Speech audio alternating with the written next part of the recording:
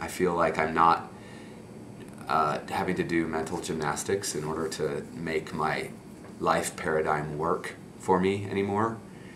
I mean, what is, and I don't have to take evidence and stimulus from the outside world and then filter it through the lens of the church and say, okay, well, how do I take all this evidence and morph it into something that fits into my church paradigm?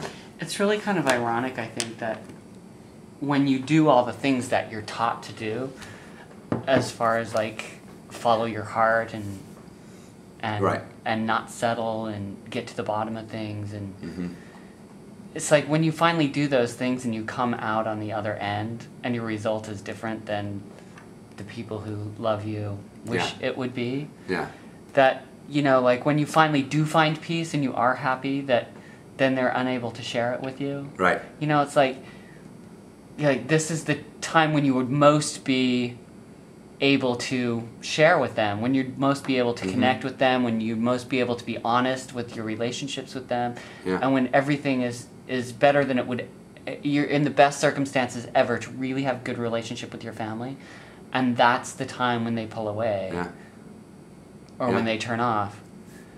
It's just kind of ironic to me, and especially like coming from the Mormon background, where you hear those stories all the time in the other direction, like somebody joined the church, and isn't it horrible, their family, you know, pushed them away, or their family, they're no longer, their family doesn't really see them the same way anymore, and blah blah blah, and I'm like, it's so funny that in Mormonism you wouldn't be more accepting of your children doing other things. You should be more than ever, because the missionary work. I was trying to think, you know, if I'm rejecting the church and that is what my parents put all of their chips into that, then what do I embrace about my parents? Like, what do I learn? What did I learn from them that I want to keep as evidence for the fact that I do love them? I mean, I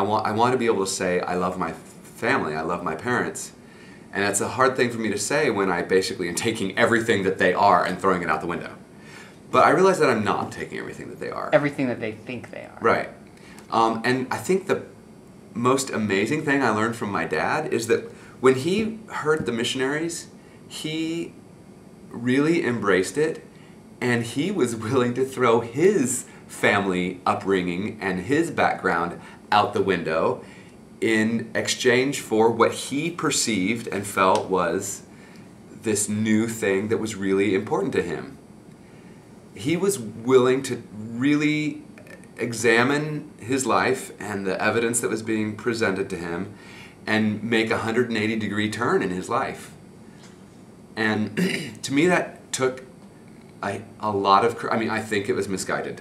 Obviously, since I don't believe in the church, I think that it was a mistake, but I admire that he was so courageous and able to make such a huge change in his life. I mean, his family did not get the Mormon thing at all. Like, why are you doing this? And my mom's family had a horrible reaction to them joining the Mormon church. And all of my youth, I just remember there being like all kinds of nasty religious arguments between my parents and my grandparents. But I think what I learned from my parents was this sort of courage of your convictions. And now it's come back to bite them. Because now I think because of that, I have the courage of my convictions. And my conviction is that faith is delusion. Faith is choosing to believe in something for which there's no evidence. And that's not the best way to live your life. And so I am taking from my parents the ability to have the courage of my convictions, and I'm making a big change in my life. How does that feel? It feels great. And scary. I mean, I can't say that leaving the church is like all roses and happiness. I feel more whole. I feel more like my life and the world makes sense to me. But Also, the universe becomes completely dispassionate. I don't believe that there's a force out there that's like looking out for me. I mean, I used to when I was scared or when I didn't feel like I knew where I was going in my life. I had the option of turning to this all-knowing creator who I believed would somehow guide me and protect me, and that everything would be okay in the end. And I don't have that anymore. And I don't believe that I ever really did have that. I mean, it was something I appealed to, but I don't believe that it was real, and I don't know that it really helped any, but it was certainly comforting. So I feel like, in a way, I've given up sort of a false comfort that I relied on in exchange for opening my eyes and taking responsibility for my life and realizing that if I want something to change in my life, I have to take an action.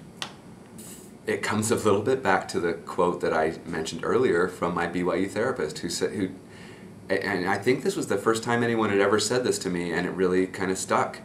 No one is responsible for your happiness more than you are. So I guess my advice would be figure out what you want out of life. Figure out what makes you really happy and come up with a plan for how you're going to get it. Do you think you're happy now?